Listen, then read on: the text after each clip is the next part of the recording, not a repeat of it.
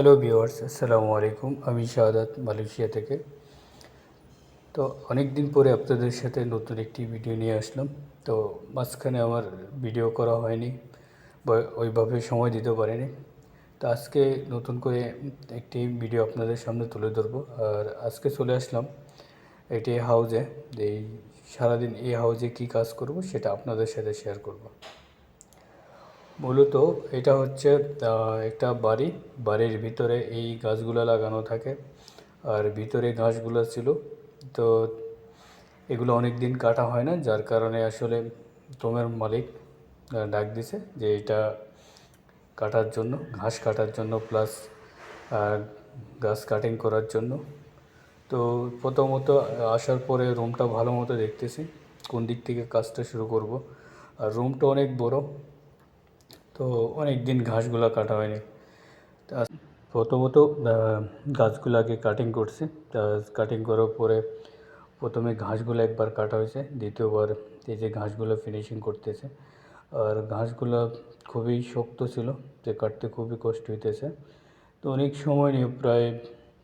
সময় লাগছে, প্রায় 2 ঘন্টার মতো লাগছে। রুমটা অনেক বড়, আর রুমের ভিতরে ঘাসগুলো লাগানো হয়েছে রুমের এই সৌন্দর্যের জন্য। তো ঘাসগুলো কাটতেছি, তা আমরা দুইজনে ছিলাম, তার একজন আমাকে হেল্প করতেছে। আর ভাই, বিদেশের বাড়ি, প্রবাসীর যে কত কষ্ট এটা আসলে ভাষায় প্রকাশ করার মতন না। প্রচণ্ড গরম, শরীর মনে হয় যেন তাপমাত্রা, ঘামে সব কিছু ভিজে যাচ্ছে। কাজ করতেছি, একটা সময় এই কাজগুলো কখনো করিনি, কিন্তু এখন করতে করতে অভ্যাস হয়ে গেছে, কিছু করার নেই। তো আশা করি আমার ভিডিওটা আপনাদের কেমন লাগে আপনারা অবশ্যই লাইক কমেন্টস করবেন। আর কে কোথায় থেকে দেখতেছেন তাও অবশ্যই জানাবেন। এই ঘাসগুলো প্রথমত তো কাটা শেষ, কাটার পরে এখন দ্বিতীয়বার আবার কাটতেছি, ফিনিশিং করতেছি সমান করে, যাতে আর ঘাসগুলো আসলে অনেকটা হচ্ছে যে চুল যে স্টাইলের, চুল যেভাবে কাটিং করে ওইভাবে রুমের ভিতরে ঘাসগুলো কাটা লাগে সমান করে, সুন্দর করে। ঘাস কাটতে কাটতে অনেকটা অস্থির হয়ে গেছে, এত গরম পড়তেছে দুপুরবেলা। তা একবারেই সকালবেলা আসছে, কিন্তু আসার পরও কাজ করতেছে।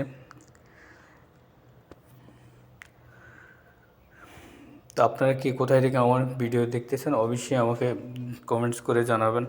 আর আমার পাশে থাকবেন, আমার ভিডিও ভালো লাগলে অবশ্যই শেয়ার করবেন। আসলে ভাই ওই কি আপনাদের সাথে আর কি শেয়ার করব, সারাদিন যে কাজগুলোই করি সেটাই আপনাদের সাথে শেয়ার করে।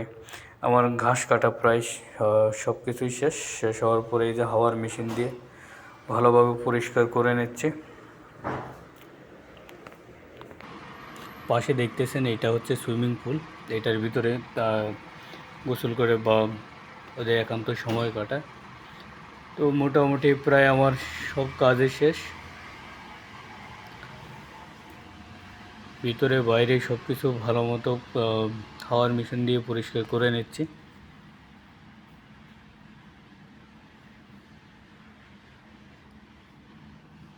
মাঝখানে একটু বৃষ্টি হয়েছিল, বৃষ্টির কারণে অনেকটা সময় লাগছিল।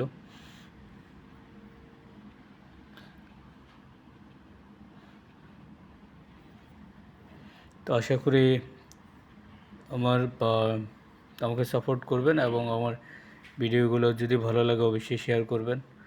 তো আজকের মতো এই পর্যন্তই। আল্লাহ হাফেজ, ভালো থাকবেন।